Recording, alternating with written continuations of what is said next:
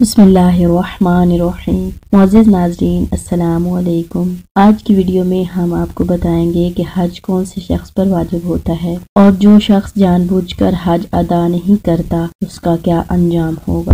معزز ناظرین، خانہ کعبہ کا حج کرنا پوری عمر میں ایک دفعہ واجب ہے۔ حج اس شخص پر واجب ہے جو حج کی شرائط پوری کرتا ہو۔ ان شرائط میں سے ایک اہم شرط ہے مستطیع ہونا۔ مستطیع ہونے کے لیے مالدار ہونے کے ساتھ ساتھ اور بھی چند باتیں ضروری ہیں۔ نمبر 1، جس شخص کے پاس اتنی مقدار میں مال ہو جو حج کے اخراجات کے لیے کافی ہے تو وہ مستطیع ہے اور اپنا اور اپنے اہل و عیال کے اخراجات اس مال کے علاوہ کسی دوسرے جائز طریقے سے مشقت کے بغیر فراہم ہوں۔ اس کے علاوہ جو مال اس کے پاس ہے اسے حج میں خرچ کرے تو اس کی زندگی حج کے بعد حج کے پہلے کی بنسبت کوئی فرق نہ کرے تو وہ مستطیع ہے اور اس پر حج واجب ہے۔ معزز ناظرین، حج واجب ہونے کے لیے مالی توانائی ہونے کے ساتھ ساتھ بدنی توانائی کا ہونا بھی ضروری ہے۔ جو شخص مالی توانائی تو رکھتا ہے لیکن جسمانی توانائی نہیں رکھتا اور آخر عمر تک صحیح ہونے کی بھی امید نہیں ہے تو ضروری ہے کہ وہ نائب معین کرے جو اس کی طرف سے حج ادا کرے، اور اس کے لیے بھی بہت سی شرائط ہیں جن کو انشاءاللہ آئندہ ویڈیو میں آپ کے ساتھ شیئر کیا جائے گا۔ مستطیع ہونے میں تیسری شرط یہ ہے کہ راستہ کھلا ہو اور باامن ہو۔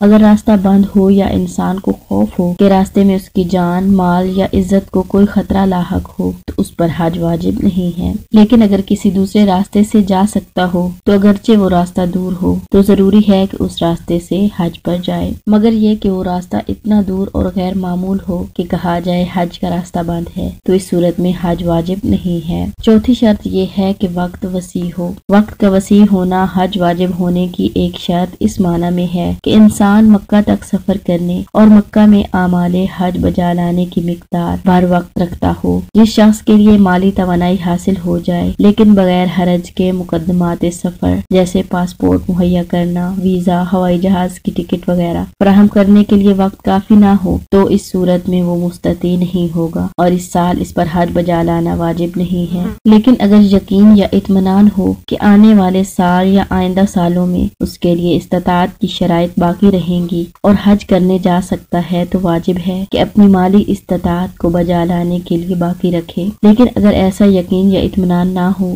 تو مالی استطاعت کا آئندہ سال کے لیے باقی رکھنا لازم نہیں ہے۔ پانچویں شرط یہ ہے کہ حج کے سفر کی مدت میں اپنے اہل و عیال کے نفقہ کو فراہم کرنے کی توانائی رکھتا ہو جن کا خرچ اس پر واجب ہے، جیسے بیوی اور بچے، یا وہ افراد جن کے اخراجات اس پر واجب نہیں ہیں لیکن ان کے اخراجات کا نہ دینا اس کے لیے حد سے زیادہ سختی رکھتا ہے، پورا نہ کر سکتا ہو تو ایسی صورت میں انسان مستطیع نہیں ہے اور اس پر حج واجب نہیں ہے۔ چھٹی شرط یہ ہے کہ حج سے واپس آنے کے بعد زندگی کے اخراجات کو فراہم کرنے کی توانائی رکھتا ہو۔ اگر ایک شخص کی حالت اس طرح ہو کہ حج کے لیے جانے کی وجہ سے یا جو پیسہ اور درآمد اس کے پاس ہے اگر اسے حج میں خرچ کرے تو اپنے اہل و عیال کے لیے فقر کا خوف لاحق ہو تو اس پر حج واجب نہیں ہے۔ ساتویں شرط یہ ہے کہ وہ انسان مقروض نہ ہو۔ اگر انسان کو کوئی ایسا مال ملے جو حج کے اخراجات کی مقدار بھر ہو لیکن وہ شخص دوسرے لوگوں کا مقروض ہو یا خمس اور زکوٰۃ اس کے ذمہ ہو کہ اگر قرض کی مقدار نکال دے تو بچا ہوا مال حج کے اخراجات کے لیے کافی نہ ہو تو اس صورت میں اس پر حج واجب نہیں ہے۔